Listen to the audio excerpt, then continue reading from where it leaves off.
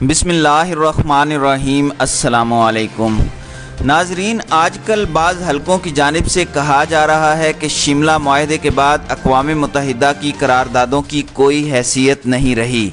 इस मुआहदे में हम भारत के साथ अपने तनाज़ात को दो तरफ़ा मुज़ाकरात के ज़रिए हल करने की बात कर चुके हैं और अब ये एक दो तरफ़ा मामला है और अक़वाम मुत्तहिदा की करारदादें कोई अहमियत नहीं रखती, क्योंकि वियना कन्वेंशन के आर्टिकल 59 के तहत जब फ़रीक़ैन बाहम कोई नया मुआहदा कर लेते हैं तो पुराना मुआहदा कल अदम समझा जाता है।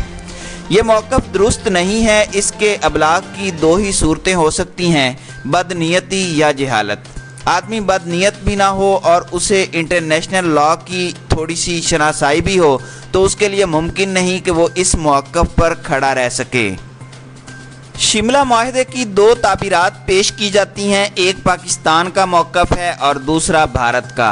पाकिस्तान के मौक़िफ़ के मुताबिक शिमला मुआहदा के बावजूद अक़वाम मुत्तहिदा की करारदादें आज भी पूरी मानवियत के साथ मौजूद हैं, जबकि भारत का कहना है कि शिमला मुआहदे ने इन करारदादों को बेमानी कर दिया है और अब इनका कोई वजूद नहीं है।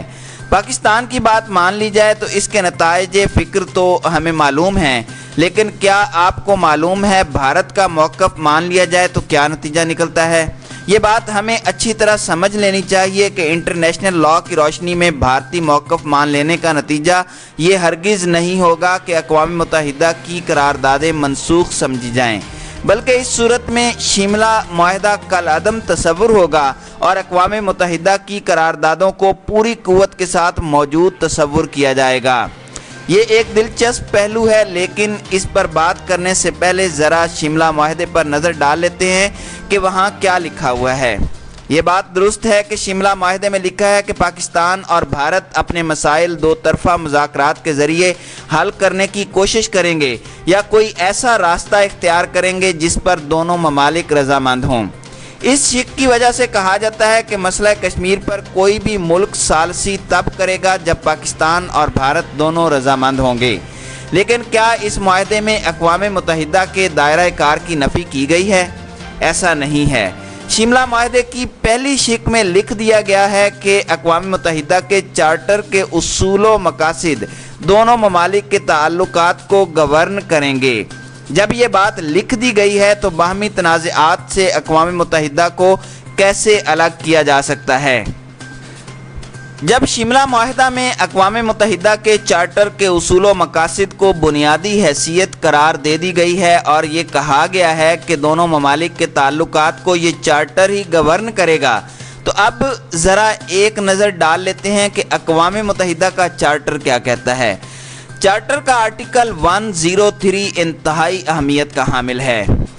उसमें कहा गया है कि अक़वाम मुत्तहिदा के रुकन ममालिक की अक़वाम मुत्तहिदा के चार्टर के तहत ज़िम्मेदारियों और किसी और मुआहदे के तहत ज़िम्मेदारियों में कोई तनाज़ा पैदा हो जाए तो अक़वाम मुत्तहिदा के चार्टर के तहत आयद ज़िम्मेदारियों को किसी भी दूसरे मुआहदे पर तरजीह दी जाएगी।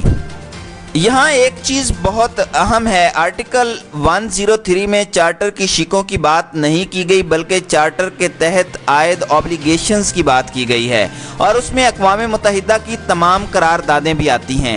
ये हमारी राय नहीं है बल्कि अक़वाम मुत्तहिदा की कलेक्टिव मेयर कमेटी ये तय कर चुकी है कि आर्टिकल 103 का इतलाक़ सलामती कौंसिल और जनरल असम्बली की सिफारिशात पर भी होगा। सारी बहस का खुलासा गोया ये हुआ कि अगर पाकिस्तान की तशरीह कबूल कर लें तो अक़वाम मुत्तहिदा की करारदादें पूरी तरह मौजूद हैं और उनकी रोशनी में ही मामला होना चाहिए, और अगर भारत की तशरीह कबूल कर लें कि शिमला मुआहदे ने अक़वाम मुत्तहिदा की करारदादों को बेमानी कर दिया है तो इस सूरत में चार्टर के आर्टिकल 103 के तहत शिमला मुआहदे की मुतल्लका शिक गैर अहम हो जाएगी और अक़वाम मुत्तहिदा की करारदादों को फ़ौक़ियत हासिल हो जाएगी। दोनों सूरतों में अक़वाम मुत्तहिदा की करारदादों की हैसियत पर कोई फ़र्क नहीं पड़ेगा। यहाँ एक और पहलू बहुत अहम है। शिमला मुआहदे के तहत पाकिस्तान और भारत इन तनाज़ात को बातचीत के ज़रिए तय करने पर रज़ामंद हुए थे जो उनके बाहमी तनाज़ात हैं। कश्मीर की नौइयत मुख्तलिफ है।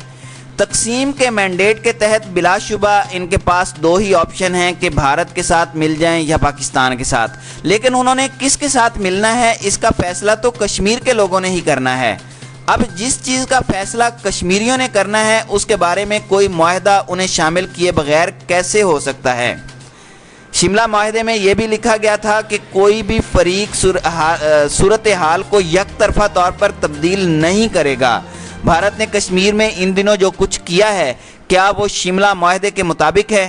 یہ کیسی فکری بددیانتی ہے کہ ایک طرف شملہ معاہدے میں اقوام متحدہ کے چارٹر کو بنیادی اہمیت دیے جانے کے باوجود کہا جائے کہ اقوام متحدہ کی قراردادوں کی کوئی حیثیت نہیں رہی، اور دوسری جانب اس کی واضح شک کی نفی کرتے ہوئے کشمیر کی صورتحال کو یک طرفہ طور پر تبدیل کر دیا جائے۔ پھر بھی اگر کوئی یہ ضد ہو کہ شملہ معاہدے کے بعد اقوام متحدہ کی قراردادوں کی کوئی حیثیت نہیں رہی، تو اسے Vienna convention on the law of territories کے آرٹیکل 53 کا مطالعہ کر لینا چاہیے۔ اس میں لکھا ہے کہ اگر کوئی معاہدہ انٹرنیشنل لا کے بنیادی معیارات سے متصادم ہو، اس معاہدے کو کالعدم تصور کیا جائے گا۔ گویا بھارت کی بات مان لی جائے کہ شملہ معاہدے کے بعد اب حق خود ارادیت کی قراردادوں کی کوئی حیثیت نہیں، تو اس صورت میں شملہ معاہدہ خود کالعدم تصور ہوگا۔ اس لیے بعض حلقوں کی جانب سے یہ جو آج کل کہا جا رہا ہے کہ شملہ معاہدے کے بعد اقوام متحدہ کی قراردادوں کی کوئی حیثیت نہیں رہی، ان کا یہ بیان غلط بیانی پر مبنی ہے۔